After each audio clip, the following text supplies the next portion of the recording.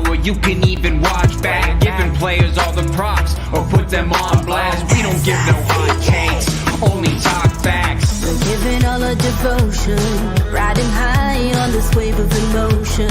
Going all out, yeah, cause this is our time. No, ain't no stopping us till we reach the finish line. All in, we came here to win. We're gonna give everything. S-I-C-K on the run. S-I-C-K, sick. On fire, we're ready to fight. We'll bring the house down tonight. S-I-C-K on the run. S-I-C-K, sick. Play it on the car ride, play it when you lounge. X and O, you know that we can hold it down. Shout out to my man Sammy, got it off the ground. And to all the listeners tuned in right now, got debates, analysis, and speculation. This is sports talk for the new generation. You know where to find us, got a reputation. Sick podcast, your #1 sports destination. Giving all our devotion, riding high on this wave of emotion. Going all out, yeah, cause this is our time. No, ain't no stopping us till we reach the finish line. All in, we came here to win. We're gonna give everything. S-I-C-K on the run. S-I-C-K, sick. On fire, we're ready to fight. We'll bring the house down tonight. S-I-C-K on the run. S-I-C-K, sick. S-I-C-K, it's the sickest podcast. Tune in for the audio, or you can even watch back. Giving players all the props, or put them on blast. We don't give no hot takes, only talk back. S-I-C-K, S-I-C-K, S-I-C-K, S-I-C-K, S-I-C-K, S-I-C-K, S-I-C-K.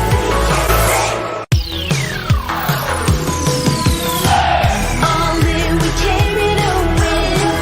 We're gonna give everything. S-I-C-K on the run. S-I-C-K, sick.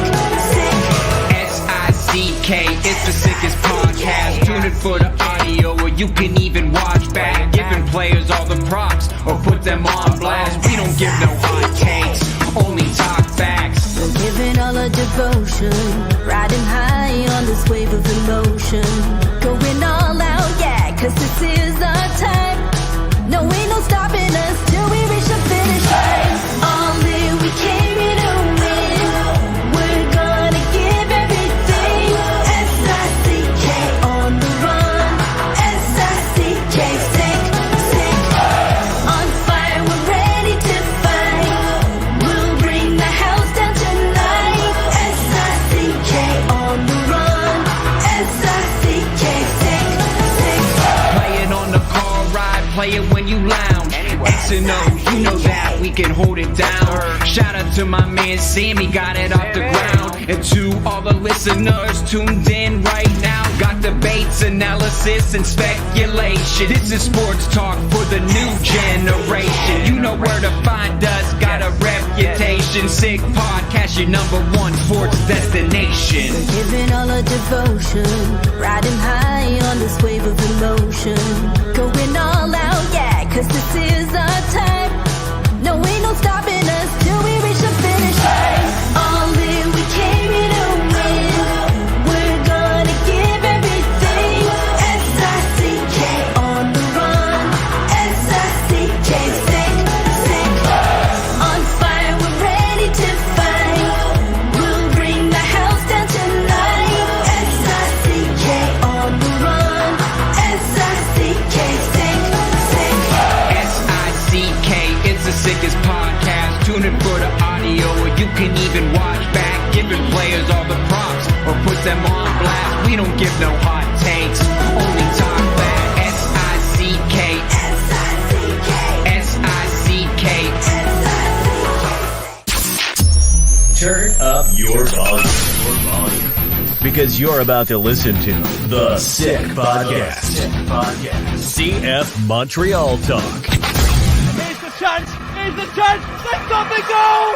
Absolutely incredible. Cameron Porter delivers is the goal to send Montreal Impact into the CONCACAF Champions League semi-final. The sickest CF Montreal podcast. Brought to you by Energy Transportation Group. Driven to be different.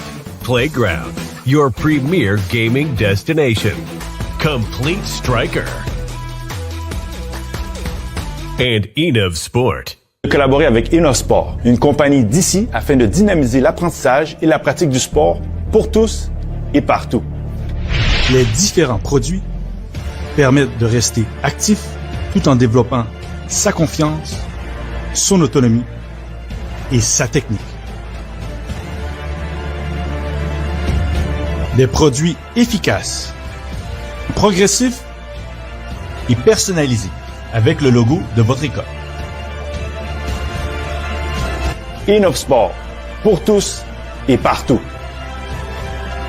It's gonna be sick. Good morning, Marinaro, on this Monday, May 13. Hope you are well. We are going live just after 9:30 a.m. Eastern. In all transparency, we usually go live Mondays at around 1 p.m., but we're going earlier today. You're probably wondering why. Well, I was called to be in studio at BPM Sports Radio today, so obviously I can't be two places at once because I will be co-hosting the show with George Larac between noon and 3 p.m., hence the earlier start. But it's actually even better that way because it seems to me if we would have waited until 1 o'clock to talk about Messi Mania in Montreal in the last couple of days, which was an absolutely electric atmosphere. There was a buzz in this city that we haven't had for a while. Well, you know what? It would have been, it's better to talk about it earlier rather than later. I wish I could have talked about it 1 minute after the game, but I was actually there and I was in the press box and I was taking notes and I was asking a couple of questions and I soaked it all in, as did 19,619 in attendance, plus all the different other members of the media and staff and all that stuff. It was a lot of fun. It all resulted in a 3-2 CF Montreal loss, but not all was lost on this night. We'll discuss that and much more. And of course, the Sick Podcast brought to you in part by Patrice Bernier's Enov Sport, brought to you in part by Ali Gerba's Complete Striker in Mirabel, brought to you in part by Energy Transportation Group, and brought to you in part by Playground. Before I bring in Ali and Patrice, why don't I play a video that's just under 2 minutes of images from Lionel Messi and his teammates arriving in Montreal at their hotel on Friday night to people waiting outside the hotel on Saturday afternoon. And then we'll end it off with images of Messi leaving the Saputo Stadium on Saturday night. Take a look at this.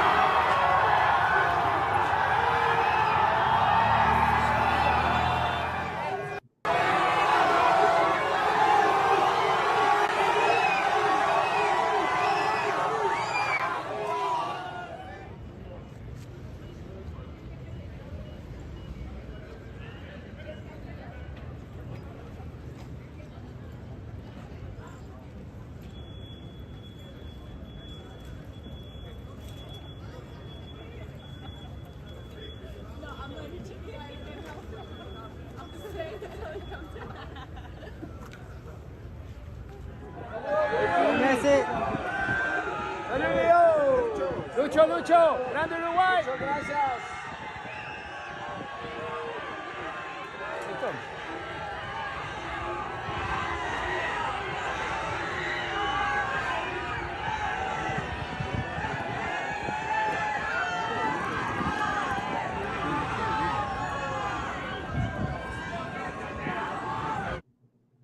Without further ado, let's bring in Ali Gerba and Patrice Bernier. Guys, good morning, and thanks for doing this earlier today. Who says Montreal isn't a soccer city? There was a buzz in this city like we haven't seen and we haven't heard in a very, very long time. Patrice? Hey, thanks, Tony. Salut, Ali. Hello, everyone. Yeah, it was a special day. You're not going to lie. It was a special moment. There's not many players in the world who can do that. I still deem that Didier Drogba, his arrival to the city is unmatched. But people knew where he was arriving, while Messi was a bit more discreet. Kept in closed doors, so that definitely that they wouldn't people would not flock to the airport, even though that's not where he landed. But a great day, game. Of course, if you're a Montreal fan, you would love better result. Even if you're a Messi fan, you probably would have wanted him to score a goal. But you see the phenomena of a player who's considered the best of his generation and maybe the best to ever played the game. So it was phenomenal. And I'm pretty sure Ali was next to the field and everybody brought their kid, because you don't know if this is the only moment, the last moment, because normally they're coming back next year, but you don't know if he'll be there. To see him live and say that, you have witnessed greatness on Montreal soil, and not remember that it's the first time he comes to Canada, and Montreal was the first city to host him. So that's a great part for Montreal. And like you mentioned, we are a soccer city. That's no doubt about it. Everybody who's born and raised here, lives here, knows people love football. Now people love football internationally, maybe even more than their own local team. But it was a great day to be there and to watch the game. And it was a great game in a fact, and Montreal played a very good game. Ali, your impressions on Messi Mania and Montreal and everything that came with it? He was unbelievable. You know what? It was unbelievable. We always knew that Montreal, the more and more we live here, we notice that it's a football mania, because the more and more people they know the big names, the superstar, and plus that Messi is a superstar. So for me, I was more than happy to see the stadium, all that people following in the bus, and we saw that on South America when we used to play. Then we see that mania frenzy, then people follow the team, follow the players all over the place. So for me, it was just something that we already knew, but some of the people, they just noticed then how big football is in the world. Guys, if I would go in order of events here of the way things went down, I would have actually started the show with CF Montreal's team president, Gabriel Gervais, presser on Friday morning at 9 a.m., where he addressed the parting of ways with Olivier Renard, and then Laurent Courtois' comments pregame. But I thought, I wanted to tackle Messi first in Montreal, because, of course, I think it was such a big happening. As Patrice said, probably once in a lifetime, arguably the biggest star to ever visit Montreal. And there have been some dandies, because, of course, Didier Drogba played here. Zinedine Zidane visited Montreal. And, of course, all the great athletes of all the great sports to have ever either visited or participated in an event of any kind in Montreal. It was really, really special. But, guys, for me, the guy who stole the show it's kind of special for me, because when I met bring out the picture. No, I won't bring out the picture. But when I met Jules Anthony Vilsaint, and I don't even know if he was 8 or 9, but anyway, it was one of the two. His idol was Lionel Messi. And so Messi inspired a generation, maybe a couple of generations. And, a guy who was very much inspired really brought it on Saturday night and was shining bright like a diamond. And I'm talking about Jules Anthony Vilsaint. And for all the young kids that were there in attendance, who knows, maybe Jules Anthony Vilsaint is going to inspire them one day. But we can't play the video, of course, because of imaging rights and all that stuff. But what we will play is the audio of Bryce Duke's goal to give CF Montreal a 1-0 lead on an assist by Jules Anthony Vilsaint. This is what it sounded like. Still unable to find a way through, all the way ahead of Patrice for all goals. Jules Anthony Vilsaint with Duke ahead. It's through now for Bryce Dukes. Goal!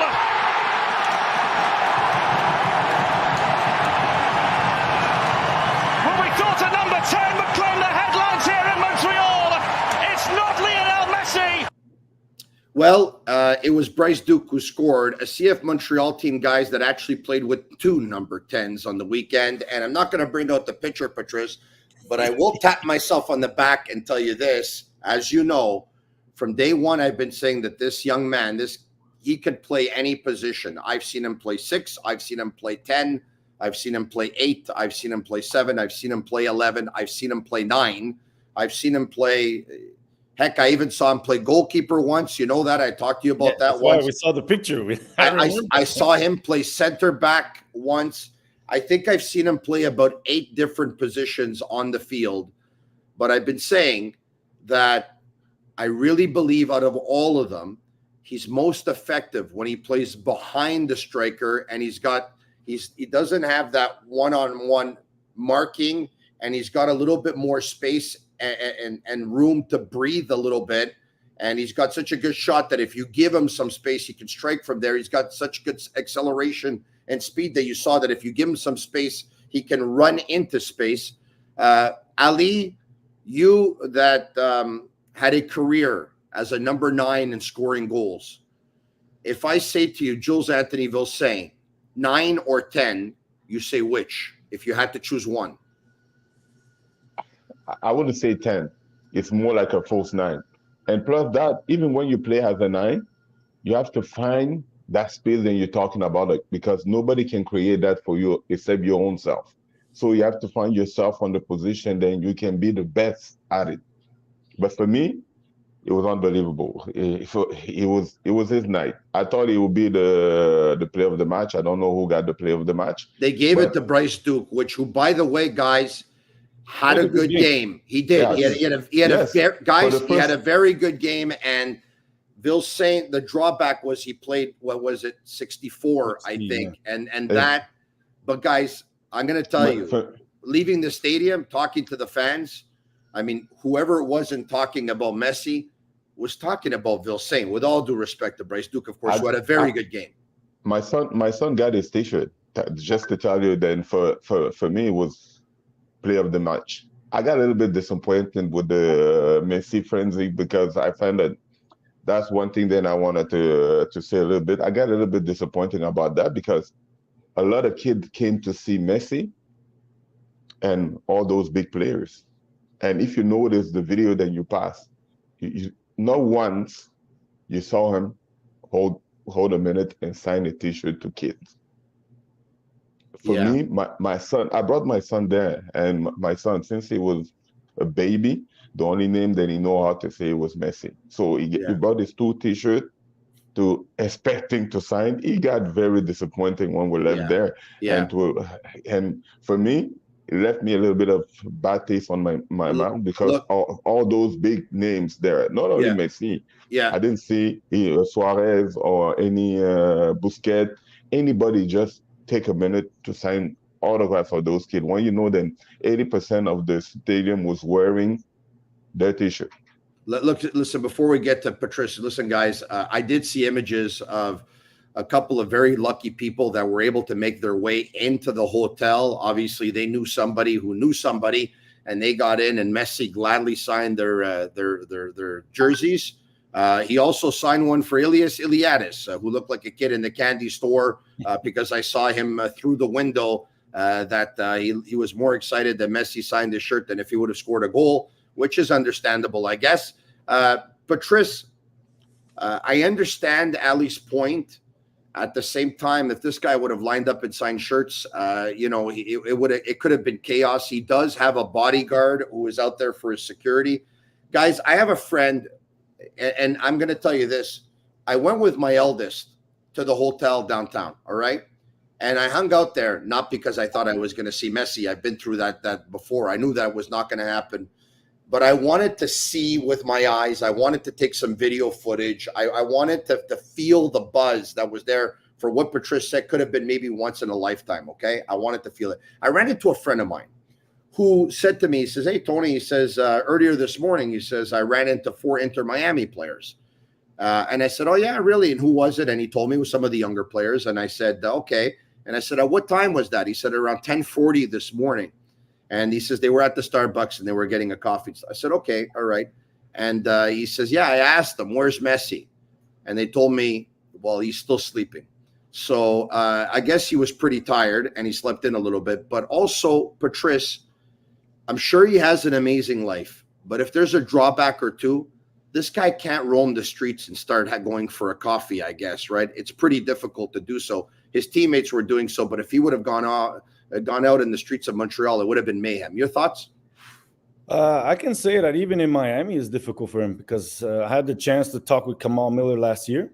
And he said the other guys, what they enjoyed of their life in MLS is they can roam, they can bring their kids to daycare or school and not be mobbed, which wasn't the case when they were in Barcelona because they're less known. And let's be honest, their pictures not being broadcasted every day on social media, TV. But him, the minute he goes out somewhere, I remember Marco Di Var and Alessandro Nesta telling me the story of Totti in Roma. Totti cannot go shop in Roma by himself. He has to do it after hours, come in on a special moment because he cannot roam the streets of Roma. And imagine Messi, because Messi is global. Totti is a Roma and Italian figure, and you know him, but Messi is just take here. When people in Montreal come in, they flock. That's his life since the last decade or so.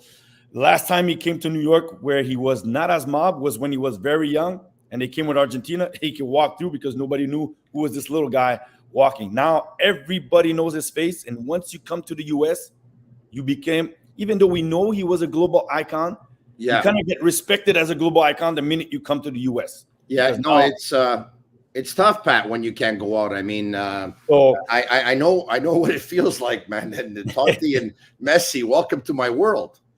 But so I understand Ali, but I understand completely where if he stops to take a picture with one, he may feel like, okay, but now I'm not doing it for the other one. So he does it in a remote area, which is, all the players after the game, you could see the picture. Can I get a jersey? Can I get a jersey? And he says inside. And only one guy is going to get the jersey. Maybe one guy. So, by the way, who got the jersey? Because I saw Piet. I was paying attention to this when Piet, and this is what it looked like. I don't know if it's the case, but when Piet went up to Messi to shake his hand at the end of the game, Piet went like this. And I think Piet was saying the jersey. I think Messi said inside. I don't know if he got it or not, but I do know who got Suarez's jersey. That I don't know. I didn't ask who got the Messi jersey. I just know right after Piet, Rida Zouir was tapping on his shoulder. I guess it's no Waterman. Hey, did you see Zouir like going to walk towards Messi, to going like he was going? You could tell he was going for the shirt. You could tell it's a once in a lifetime. Yeah, look, I'm not gonna lie. You had guys, even if it was not Messi, Pirlo, Kaká, Thierry Henry, when they came by, right in the hallway, hey, after the game, can I get your jersey? Guys that were already asking for the jersey because they know a bunch of other guys are going to be asking, and there's only one, maybe two jerseys. And let's not lie, sometimes you have administration, ownership who goes, I would really like to have the jersey of the kid. And he knows the other owner. So they might flock a jersey to the Saputo family also because it's a once-in-a-life moment. We don't know if he's coming back in 2025 to Montreal. Like, there will be a game in Miami, but we don't know what's the situation. Yeah. So it's tough. Now, who got the jersey? I know everybody's finding. He did say in an interview a long time ago that everybody asks for his jersey. He seldomly asks for other people's jerseys, and he usually tends to give it to Argentinian guys because either he knows he's played with them in the national team or he knows, okay, Argentine descent. I know I have a bond with these people, so I'll give. Now, somebody went there, get me that jersey, and get it signed. And it's labeled, as you see, Ali Diadis, I think, took a picture. Last time, Messi Mania took a picture with him, and he wasn't playing in Miami. So it's difficult because everybody wants it. Yeah, I heard, Pat, that obviously the last time they played each other prior to this game was at the beginning of the season in Miami. Kokaro got Suarez's jersey. Yeah. And on this night, it was Lassiter who got Suarez's jersey. All right, okay. So now, Look, Let's so not forget, if you speak Spanish and you can speak directly to them, it's a bit easier because they can correlate to you speaking their language, and then that connection is there. It's like somebody talking to me in French somewhere else. Oh, yeah, you get that feeling. So it may go a little bit faster, even though I know Sam Piet speaks Spanish and probably said, "Hey, Lionel, la camiseta, sí, señor, la camiseta." Hey, what did you think of my Spanish with Tata Martino at the end of the game? Were you able to catch that or no? No, I didn't catch that. Buenos noches, señor Martino. Espero que tú estás bien. Es un placer hablar contigo. And then I asked my question, right? Yeah. Okay. All right. Okay. It's always good. Guys, okay, I do want to get back to Vilsaint's game, the assist and the goal. Yes. But look, I want to pick up on Ali's point. It's an important one, though, Pat, because I really understand what he's saying, okay? Because Messi came to North America, right? And one of the things, the mandates that was given to him was obviously to help try and sell the game leading up to the World Cup in a couple of years from now, right? And you know, everyone felt the buzz and everyone saw the buzz, but could you imagine how life-changing it would have been if people would have had a chance to meet him? A few autographs here and there, a few pictures here and there. And I understand he can't please anyone. I just thought, I understand Ali's point. It would have been cool if people would have been able to get closer, if they would have been able to feel the power of Messi a little bit more. Like, there weren't even any Quebec dignitaries in the stadium. Nobody shook his hand. Nobody greeted him. Don't you find this weird? Like, don't you find, if it would have been a hockey player and it would have been a fourth liner, you would have had Legault, Plamondon, Mimi, Coco, everyone would have been there, right? But nobody have respect for a sport anywhere except us believers. Then we are one of the toughest sport in the world, if it's not the toughest sport in the world. But a lot of people, they're a little bit uncomfortable with that situation. No, but you know, I ran into and this will probably embarrass him a little bit, but I'll say it myself. I ran into Senator Tony Lofreda. We all know him well, right, guys? Yeah. He still seats in the front, no? Yeah. He's got seats right in the front next to Ali. We're talking about a very, very respected gentleman, unbelievable in our community. Huge fan of football, huge supporter of CF Montreal. Has been a huge voice, or was, in trying to promote the game here in our city, here in our province, here in our country. Would have loved for Montreal to be able to have a World Cup. He was there. I bumped into him before the game. I mean, you know, can you bring him out to take a picture with Lionel Messi, to shake his hand, to greet him? I'm sure Senator would have loved it. And I don't understand how anyone thought about this. I'd like to add to that. There's one thing I would say.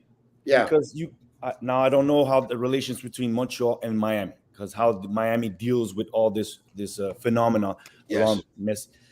That maybe one guy, as he comes for a warm-up, goes, look, there's maybe one person that would like you, as you come out, just take a picture here, and then you can go and do your training session. Because I understand, look, David Beckham came, they did the same thing. Thierry Henry came.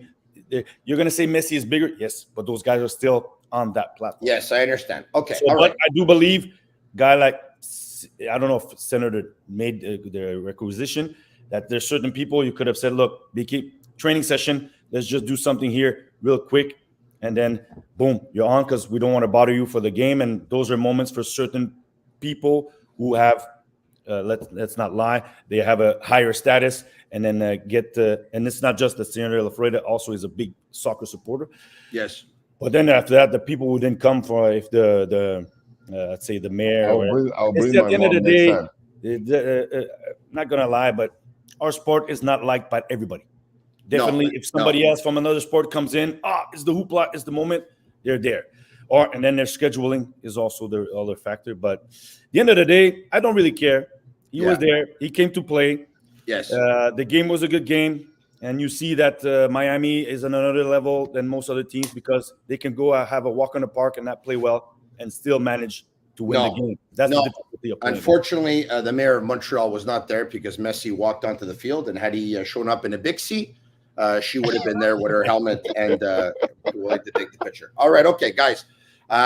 This is what the goal sounded by Jules Anthony Vilsaint to give CF Montreal a 2-0 lead at the time. club, trying to play in possession as well, but no time to get comfortable. Miami look uncomfortable again. Jules Anthony Vilsaint!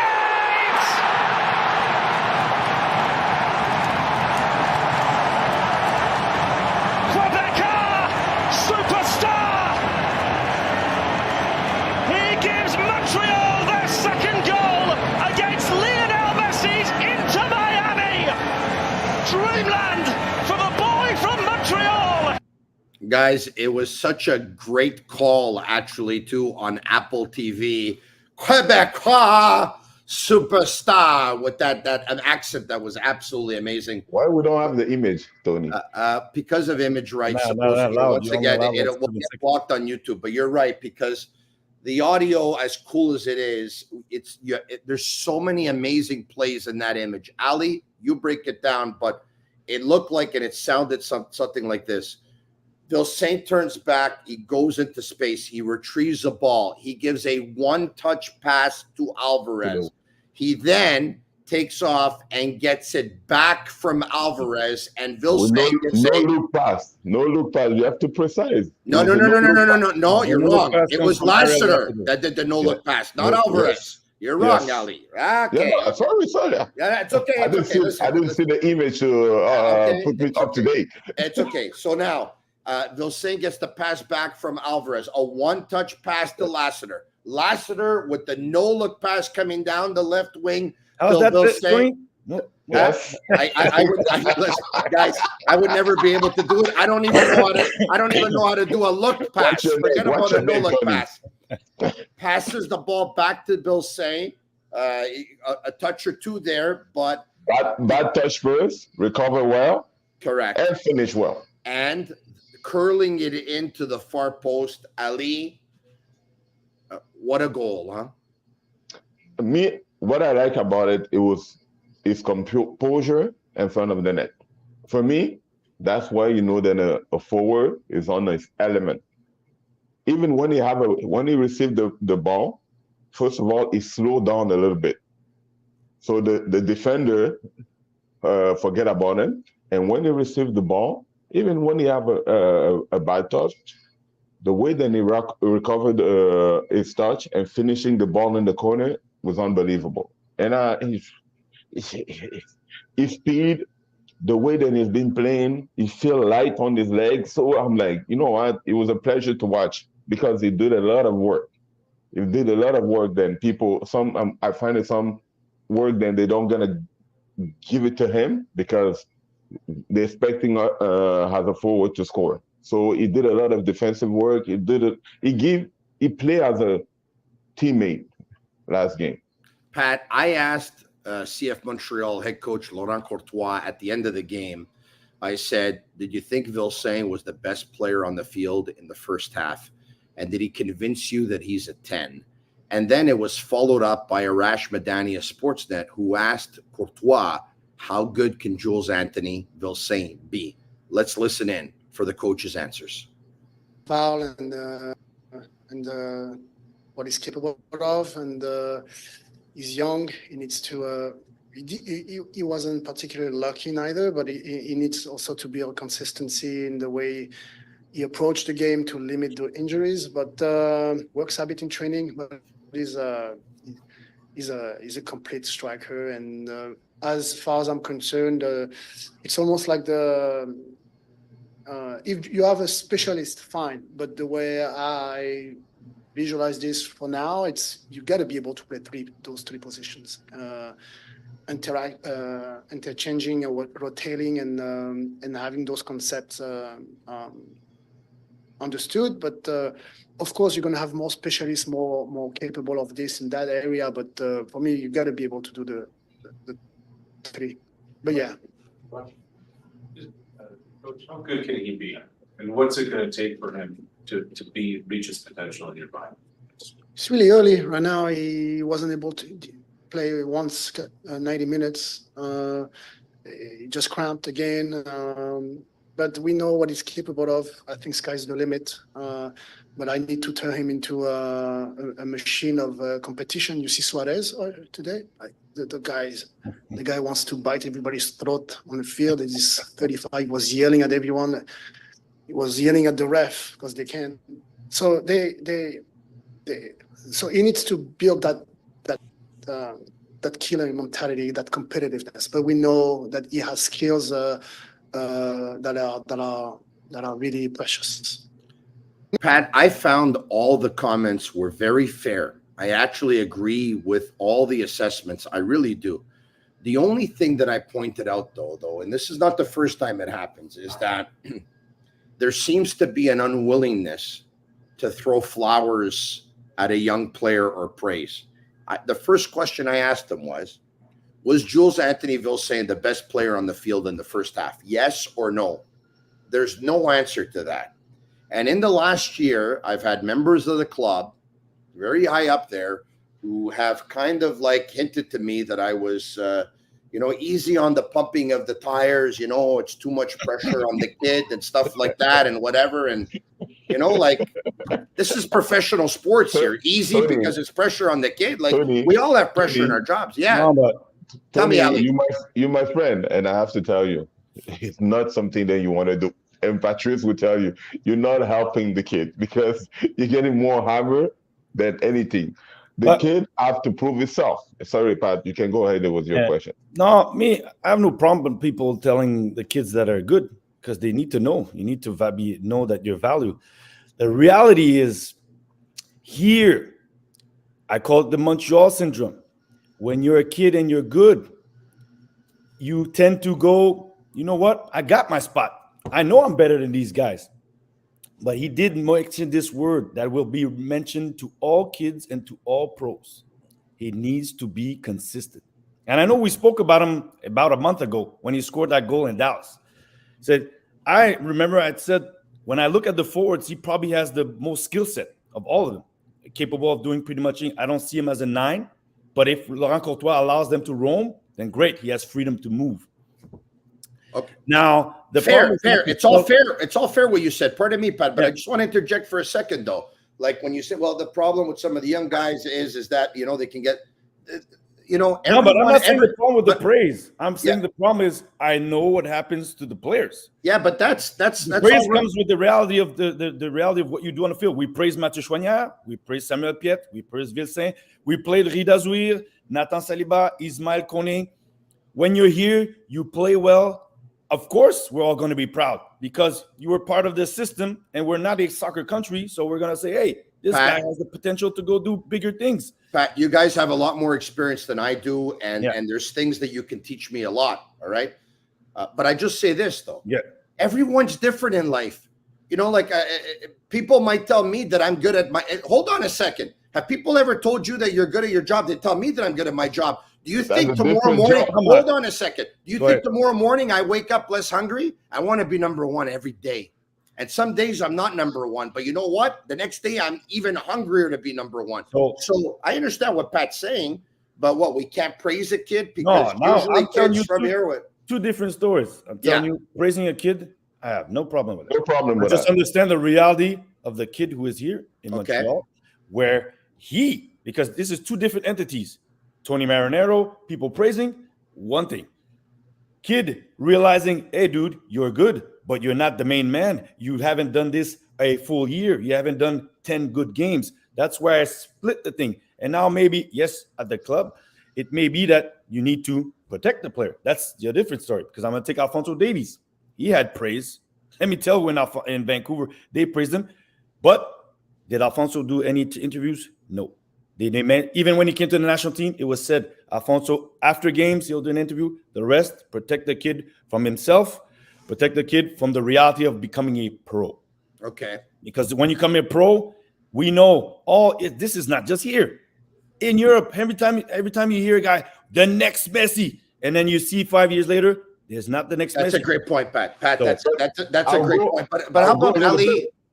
I'll go a little bit further with what Patrice said, because you know what, those kids, and the major thing that Patrice say is conscience. You have to be regular. because they're very fragile when it comes to one game you do good and 4 games you do bad, because it's going to happen. What's going to happen? That's why you need to protect that kid, because them people, other people, going to be asking very direct question. Then the kid is not ready to answer. Because if you ask me a couple of years ago when I was playing, when I was young, yes, I have one game that I'm doing very great because I couldn't manage to be steady every game until I learned how to be steady each game. All right, It's guys. very different. Guys, fantastic points, and you guys lived it, so you guys know. But we tell you stay who you are. I'm not telling you not to stay. I'm just saying I see it as I've seen the players. Yeah. And I know it always becomes the part where they need to manage that. And then it's their entourage. It's not just the club. It's their entourage to realize, hey, dude, you want to be the best? Yeah. A job is one thing. A career is another. I also think back to Losada last year, how many times, we said on the podcast that, we thought he could be a 10. We were convinced he could be a 10. Jeremy Filosa asked Losada about it a couple times. He just dismissed it all the time. No, there's no chance. He's a 9. There was no chance of him being a 10 anyway. I thought it was all a little bit weird, but I thought he was absolutely fantastic, particularly in the first half on Saturday night. I was getting bombarded by text messages from everyone I know saying, Vilsaint is outplaying Messi. Now, having said that, Vilsaint had an amazing game. Guys, Messi did not have an amazing game, did he? He looked his age on Saturday night. And it's funny because 1 week before, he was incredible with a goal and 5 assists. I also want to give CF Montreal credit, guys. By the way, I think Saint-Pierre played a colossal game. I think Piet played the best game in the CF Montreal jersey. I think Piet played a colossal game, and I tell everyone because Piet, he's not unanimous, right? I mean, he is in our province, but I do run into a lot of people that say, he's not that good and whatever. I say it's stupid what you're saying. Stop. I say, what he picked up in Spain. Piet plays one-touch soccer, right? And he may look a little different. He's hunched back the way he is, and he may not have that Pirlo nimble body that you see. But Piet's passes and decision-making for me, guys, are extremely underrated. He took the game personally. He stepped up. I thought he had a great game. I thought Courtois' team played well. But in the end, guys, another blown lead as a free kick makes it 2-1. I know Courtois was not happy about that goal at the end of the game. He said it was from way too far. Suarez makes it 2-2, hungry for a goal before the half. They go into the second half. They go into the second half, and Kramaski scores on a great resilience, a great pass in behind to set him free, and then that last poke with his toe. Guys, it's a blown lead. How did you see it, Ali? You know what? I got disappointed because I wanted Montreal to win. We're at home. We can make a difference. The guys show up to play. I saw CF Montreal who wasn't intimidated by any of those superstars. I saw them settle out the game very nice. Combination. We talk about Piet. I think he was the general on that. His moving was phenomenal. Fantastic. It was moving perfect inch, even to cover the space, blocking the pass to Messi. The reason why you didn't see Messi touch the ball, because Pierre probably just cut those angles so he can get the ball. So Messi was moving a little bit wider, and he was walking a little bit too. So for me, Montreal managed the starting of the game very well. I think then they came when it was 2-0. They start being a little bit laxist of doing what they was good at it for a couple of minutes. So that's why Patrice said before, those experienced guys, you cannot sleep on them because they can turn off the machine very quick. Yeah. A little movement that you're gonna do, the time for you to realize it was 2-2. Pat, it's starting to be a lot of blown leads, though. I read somewhere earlier today, and I apologize. I think it's Max Truman who brought it up. In all competitions, I believe CF Montreal have 1 win in their last 9 games. There's been some blown leads here. They're starting to have a hard time. Their confidence seems very fragile. Your thoughts? Yeah, look, the stats don't lie in terms of for CF Montreal. Second half of the games, they're the second team that allows the most goals in the second half of the game. Miami is the team that scores the most goals in the second half in the league. They've scored 23 of their 35 goals in the second half. Now, the part where we did not get mesmerized by Messi, and they managed him well, but they got played by Luis Suarez. Because the free kick is the free kick. Now, people can say it's far. Sorry. I've seen top-notch David Beckham score against us, 2012, from a corner, from a side free kick. Some guys can bend that ball, and he bended it, the curve. So that's the part. Suarez, you remember the free kick? It starts from where? It's right before where Messi got tackled by Campbell. Everybody got focused, Messi. And then when the ball came back to play and Busquets has the ball, go look at the images, okay? I invite everybody to go look. Suarez is talking to Campbell. Hey, how you doing? Da, da, da. And what did he do a second after? Ball to feet. Bang. Cut. Foul. What do you think Suarez does? He's like Coccaro does about the same job, but Suarez does it at a higher level. He created that foul. The free kick goes, goal. Who scores the second goal? Forgotten at the second post. It's Luis Suarez. You should be all right. Like, okay, this guy's there. Yeah, I have to even, I'll take his jersey with me. If he scores, it has to be a penalty. You're right. Suarez is not only dirty and a gamer, but he's sneaky wise. He's clever. En français, il est malin. Look at the fouls in the first half. The Waterman was like, what can I do? He puts himself, his body in front, gets the foul, gets dropped, gets a foul, the team drops, he keeps the play, momentum goes their way. But I'll say this. I thought the officiating was a little bit in favor of Miami. But that happens in the whole league. Yeah. That happens in the whole league. The minute those guys complain, but they played a game. I will always remember one thing Alessandro Nesta told me. It was a game in Kansas City. I think everybody knew in 2013 there was a big rivalry between us and Kansas City.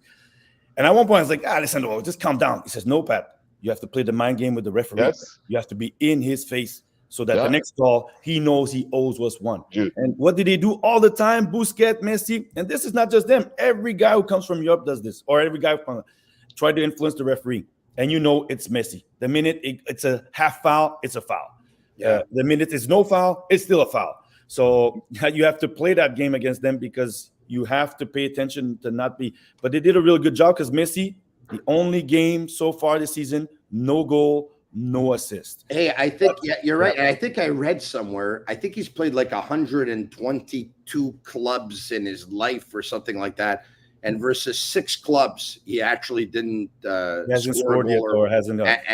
And that was one of them. That was something. But I found, guys, you know, we know that it wasn't Messi's best game. And we also know that if it would have been 5 years ago and he would have been able to have his acceleration, which he's starting to lose, that he probably would have scored 2 goals with his eyes closed, okay? Or 3.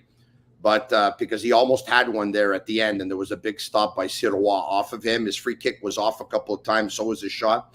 But I found, guys, at times he was getting nervous because the quality around him, he wasn't getting the ball into feet where he wanted it. He wasn't getting, and he was looking around, and I could tell he was frustrated, like, oh, man, like these guys are not on the same wavelength that I am on. And I found that the team was playing a flat 4-4-2, and they were skipping lines a lot, and they were trying to play balls deep for Suarez and Messi, like long balls. You can't play long balls for Messi. You can't. But it almost seemed like CF Montreal guys, you know, took so much pride into not having Messi score. They never left him alone. Like even in the dying minutes in the counterattack, when he went out wide, they put Juan on him right away because they knew that Juan would be able to run with him.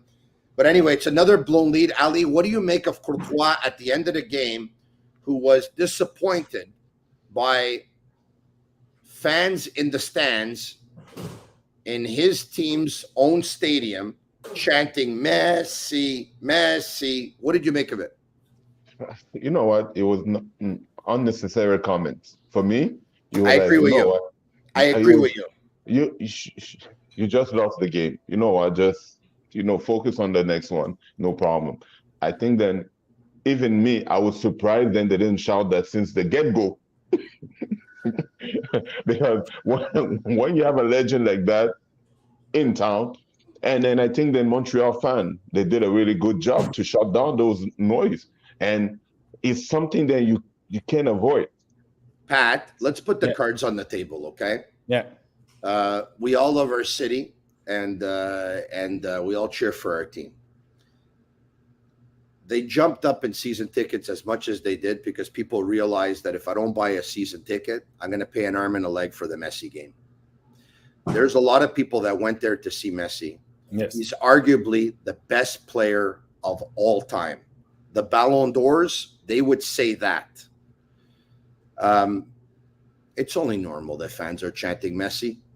And like Ali said, I would have thought it would have been actually even more. Now, the coach is very frustrated right now. It's another blown lead. By the way, guys, these blown leads are starting to add up a lot. Okay. Yeah. But do you make more? Did it bother you? The Messi part, look, see, I paid attention today to an interview with Julian Gressel because he was explaining, like, do you play at home when you're playing away? I said, yeah, some stadiums, and it seems like certain types of parts of countries. They go to Boston, DC, he said it's like we're playing at home. But we went to the Midwest, Kansas City, then people were booing. They were really behind their team. Wow. Now in Montreal, we are international people. So we are fans of the game. So I expected that people will be Messi. Now, I saw a lot of people having two jerseys on. The little Messi jersey. Oh, wow, yeah. Jersey. Yeah. So I expect the people who are coming Argentina just for Messi, no problem. But some people are actually Montreal, CF Montreal fans and probably decide I'm a Messi fan. And then when it's 3-2, me, it bothered me because as a competitor, I'm like, it's 3-2 and they're chanting for Messi to make 4-2. And it's not just the 1,000, 2,000 Messi fans. It was pretty much a lot of the whole crowd. Now, we understand that this game is particular. You're not going to have it wasn't 50-50. It just felt, are you really supporting your team to try to make 3-3? We all know we want to see him have a moment, but you still want your team to win. I hear you. I hear you. That's where, for me, that bothered me at the end of the game. Does he need to mention it? Yeah, because he's speaking to the fans too. He's saying, hey, I understand some of you are not going to come the next games, but some of you, I'm telling you, I saw kids, I was like, oh, you have a CF Montreal fan. Great. And then the kid would show me, no, but I got a Messi chance. Okay, now. You know, it was an unbalanced day. Just I felt if I'm there watching the game, it's the end of the game, and you're hearing Messi, when your team has the ball, that would bother me. All right, guys. At the round, Inter Miami's up by a score 3-2. It's around the 70-minute mark. And I notice, and I'm sitting in the press box, this banner comes up in section 131, 132 of the Collectif Impact Montréal. Nos supporters méritent mieux. Quoted Joey Saputo. For those who are not aware, Joey Saputo's last tweet on Twitter was a tweet back in 2014 where he tweeted this. And he promised that changes would be coming. The fans put it up, obviously fresh off of the news that there was a parting of ways with Olivier Renard. This must have inspired it, of course. My question to you guys is, in your opinion, now, and to make things fair, I want to put things in context, okay? The team have the right for that? Hold on a second, though, Ali. The team did tweet out that if you're wearing a jersey of the opposing team in certain sections in the stadium, and this one is one of them, you could be asked to move. So this is that section where the diehards are supposed to be there, and the collective, and that sign comes up. Now, I noticed at one point 5-6 security agents going in there, some of them in the staff going up, and going to ask for something, and then rolling something and leaving with it. And before I saw it, what did I see? I saw the sign said no supporter. I said it must have been that. And I tweeted it that I saw the security agents leave with the banner. Patrice, very quickly, in your opinion, should fans be allowed, because this is not the most offensive banner I've ever seen. As a matter of fact, it's not offensive at all. As a matter of fact, it's words from the owner from the past. Should fans be able to hold up banners in their home stadium, voicing their opinion if it's non-offensive? Yes or no? Yeah, for me, I've always been that the fan is allowed to, once you come into the field as a player, and Ali will agree to that, they can criticize all they want. That's their right once they pay that ticket to get to the game. Now, there's certain things you're not allowed to post out because racism, homophobic, stuff like that. Then at one point, there's certain things, because when I watch Paris Saint-Germain, what they were doing to Messi, Neymar, or Mbappe sometimes, and other clubs, stuff like that, I believe that you are in your right if it doesn't, it doesn't go above a certain line that's, like I said, homophobic, racism, and stuff like that. That's the way I see it, is people have to be or allowed to express themselves to a certain extent. Ali? Pat, listen, I know that, Ali, go ahead. Me, I'm agree with what Pat say, and plus that, I'm a big fan too. I got my season ticket. Nobody paid that for me. I paid. I feel like I have a right to express my opinion, along then I stay respectable with the players, respectable with the organization. Me, the thing that I find a little bit sad is because basically I say something today, when they project my word, then I say, and it's the wrong thing to do. I didn't get that double standard, and Guys, that's why I'm like, I felt a little bit bad, because it wasn't something that I found that it was provocative or offensive to anybody. It was just some word then the fan brought back. So if you find that offensive, that means then it shouldn't be offensive a long time ago. But guys, for me, this says a lot. I don't want to make a big story about it, but let me just end it with this, okay? There needs to be a little bit of a culture change in the club. The fans put up that banner at around the 70-minute mark. The most they could have kept that banner up was for about 25 minutes. But they probably could have taken it down after 2 minutes or 3 minutes. It would have been much better off for the club, I believe, to have them keep that banner up if they want it. It probably might come down after 3 minutes. Then actually attracting attention by sending security agents over to ask them to give you the banner and say, give me the banner now. Roll it up and take it down, because now it's on Twitter. Now everyone's seen what happened. And now everyone's going to say, well, you can't speak your mind. They muzzled you. There's a ripple effect. There's a ripple effect. And I don't understand how some don't get it.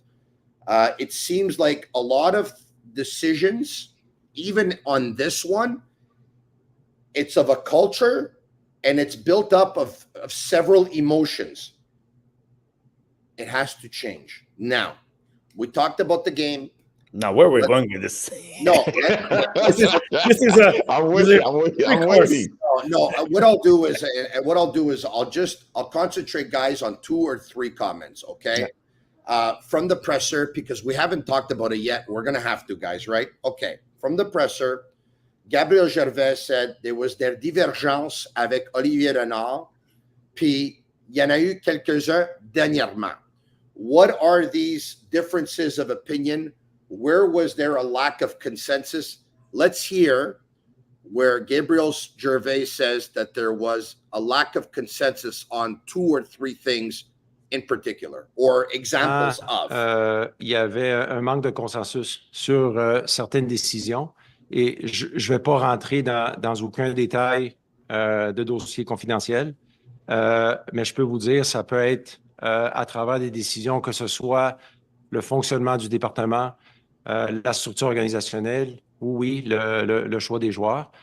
Donc, c'est vraiment dans les derniers temps qu'il y a eu, je dirais, plus de divergence de ce côté. So Gabriel Gervais says that in the last little while, there were differences of opinion, for examples on the way the department functions, organizational structures, and decisions on certain players. All right. So now, all right, there's differences.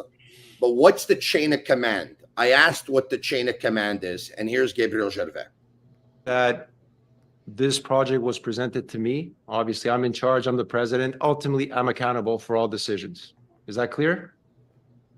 And then when it comes to making strategic decisions, we have our owners that we meet frequently, that we present strategic decisions.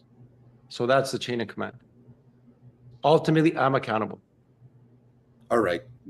Guys, I like this gentleman very much. I covered his career, of course, when you guys were playing. I'm going to tell you how I feel. I found Gabriel Gervais to be uncomfortable on Friday. One of the things I pointed out is that he read his opening comments. Gabriel has always been someone who speaks from the heart. He was speaking as someone who had something prepared or prepared something for himself, which means he wanted to make sure that everything would add up. This is just an impression. I could be wrong. It's something that I noticed. So I need you to think about this, guys. The chain of command is, there was Olivier Renard. When he made a decision or he wanted to do something, he had to go to the president, Gabriel Gervais. The president had to go to the board, which is made up of the owners. The board gave their opinion, went back to Gabriel Gervais, told him what it was. Gabriel Gervais went back to the sporting director and told them what their decision was. If the decision was the same as Olivier Renard's, they can go for it, as long as Gervais agreed. But if they didn't agree and Olivier Renard would have to say, well, yeah, but I say one thing, they say something else, the final decision went back to Gabriel Gervais. So, guys, like, what do you need a sporting director for? But depends, like now I'm gonna say, because knowing how it works in other clubs that I've been, it all depends on how the final decision, who gets to say the final decision. Well, Gervais said it's him. No, but I mean, in some clubs, you only have a committee, and then you're the president or your sports director. So you always bring back to somebody, and then sometimes they allow you to do whatever, and at the end of the year, you're accountable to what you did during the year or the 6 months. And so, why have a sports director? Yeah, you need somebody who has the vision. Now, the reality is, for me, what I take out from and this is, I just want to express it myself, what I take out from the presser, yes, is it could have been a message where, for me, that the club says, because at the end of the day, the club hired Olivier Renard, so they wanted him to do that job because that's the route the club wanted to go now. Maybe more the philosophy of young players and spending less like they did on Drogbas or Divios or other players who came out, Nacho Piatti and company. So the message for me was, this is our philosophy. Now, unfortunately, we had to part ways with somebody who was actually implying it or executing it. And now we're moving on to finding somebody who's going to be able to do that for us and bring us to the next level. Because thank Olivier Renard, he did very good 5 years with what he had, and able to have the success that they've had, and also sell the players that they've did. Ismail Kone, Alistair Johnson, and Georgi Mijalovic, and be in the process of potentially selling some other players. Now, yeah, you always need a sports director. Now, is he the one who actually has the final say on everything? That's the question where you go, okay, you have somebody who's in that position who has to have some leeway to do, and then will be accountable if it doesn't work out. You know, you've seen in other clubs where they buy guys for 20 million, he doesn't score, 6 months later, they're going to be asking, hey, what's happening to this guy? We're expecting to him, but he's still allowed to go and get those players. And I'm not saying we're going to get 20 million, according to how CF Montreal works. Yeah. But yeah, I do agree. You always need a sports director because he's the one who's going to execute the vision.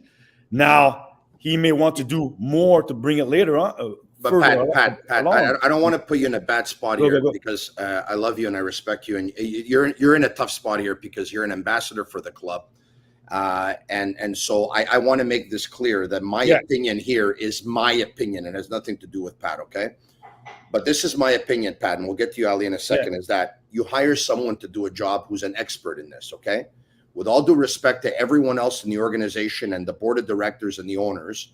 Nobody knows football like Olivier Renard, okay? I'm sorry, nobody does. They don't know the players. They don't know the strengths of a player or the weaknesses of a player, the quality of a player, or how to build a team or what the team needs more than Olivier Renard. Okay. Because Bologna, credit, chapeau, amazing. Champions League, they're going. It's Sartori and it's Thiago Motta. They're the ones who got it done. Okay. It's not. So when you hire people in any business, you have to give them the control and the power to do what they feel. And ultimately, if their decisions are the wrong ones, then they will end up losing their position. I just find that basically what's happening here is the board or a member on it, or maybe two, the board is deciding final says on sport. And Gabriel Gervais said himself that he touched all departments since he's been there, but a lot less on the sporting. But then he says that he has the final say on everything. Well, he hasn't touched on the sporting, but he has the final say on the sporting. Please allow me to be very skeptical. Please allow me to think that it's the chain of command is just it's not what it should be. Ali? Tony, because you say something, and I'll go with Pat say, you need a sporting director, because he's the one who's gonna show you how things are done. He have most experience, like you say. You know all the patterns, how to move things around the club. That will put it clear. You need one. When it comes to decision making, you know what? After all those years, then we think that Olivier Renard did a good job, because he put a culture that we know while we're selling more of our young players, we get them exposed to be able to play. And I just find it a little bit tough for me, because I think then Gerba came with a damage control. Because when you tell me then it's top secret, I don't see any top secret about or what decision you have to make. Well, Ali, he didn't want to talk about what the philosophical differences were, or basically where they didn't agree, because he knows that if he would have, I don't think public opinion would have sided with where. So that's what I call it. It was the damage control. But the way that he was speaking, the way that he was doing everything is about damage control, and I respect that from his position. He's doing his job. He's doing his job. Yes, but that's why I say at the end of the day, that part, when you come out, we all know the press conference. What were you going to learn? Not much. Any club in the world is not going to tell you exactly why. No, you're right, Pat. The details. Now, what I'm saying, you could use that platform, because the game was coming on also. You could use that platform to say, this is our vision. Now, unfortunately, we're not seeing eye to eye with Olivier Renard. And this, for me, is personally, I do not know what happened, but I'm pretty sure this is not a 1 week thing. This is not a just Mathieu Choignard. This is accumulation. And at one point you go, look, I want to do this. You guys don't want to do this. At the end of the day, you might have to find somebody else who's going to do what you exactly want, because I want to move forward this and do more. And so that's the part where I say, sport director, you're going to need one. Okay, but guys, please explain to me how Vasily Krementzidis is there. Yes. He's by Olivier Renard's side. And the president says, I'm going to assume the sporting direction on an interim basis. Ali, if you're Vasily Krementzidis and you've been there in that organization for I don't know how long and been through different coaches, managers, different staff, and all that stuff, they've said to you, you're not the guy, and you never will be. It's a slap in the face. And we know that the guy was very good at what he was doing. And plus that, it was a right-hand guy from Olivier Renard. Maybe they thought then they have the same philosophy. Maybe they're not going to understand each other, because he just got, I think then they made a decision because of his attachment to Olivier Renard. not because it's the competence that they have or he doesn't have. They made a decision because they figured if it's going to be him, he's probably like a continuation. But no, but the part also, Tony, is like I don't want to talk for Vasily because nobody's heard from Vasily. We are assuming Vasily has said I'm leaving. We're assuming Vasily saying I'm following Olivier Renard. I have no clue. If he has said that, of course, the club is going to assume not to put that person in charge. Now, talking about Vasily Kremenzaris, because I've known him for quite some time. If they would tell him that he's next in charge, you think he would leave? If they would say, I don't know. Don't forget, when you have this, because if he's very tight with Olivier Renard, and we're speculating here, I'm not saying what exactly happens, just going, if you're really tight and you want to move things, your boss wants to move things, you're part of it, and you're part of it, and you're very tight, and you see, look, we want to make this team go do this, but you're not. At one point, you're like, hey, even if I stay, I'm going to be in the same situation as Olivier Renard. Well, now, I'm not saying he's leaving because all I know is a position like Vasily Kremenzaris, there's not many guys like him in the league. I can count them on my hand, okay, who can do everything he does because Vasily Kremenzaris is not just one thing. He does a lot of things and very important. As much as Olivier Renard sees the players, the vision, the decision-making, Kremenzaris makes it all work. And in this league, there's not so many guys like him. So if there's a person, for me, you don't want to lose, is Vasily Kremenzaris. You don't want to lose both, but if you're going to lose, it's like a partnership. You lose one. If you lose two, you're screwed.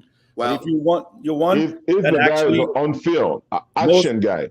Now, I don't want to talk because I don't know what Vasily's position in that, what's his thought process. Maybe he wants to think about it and all that stuff. That's on him. I can say he was at training session on Friday. I did see him around because I get to watch the training sessions because of broadcasting.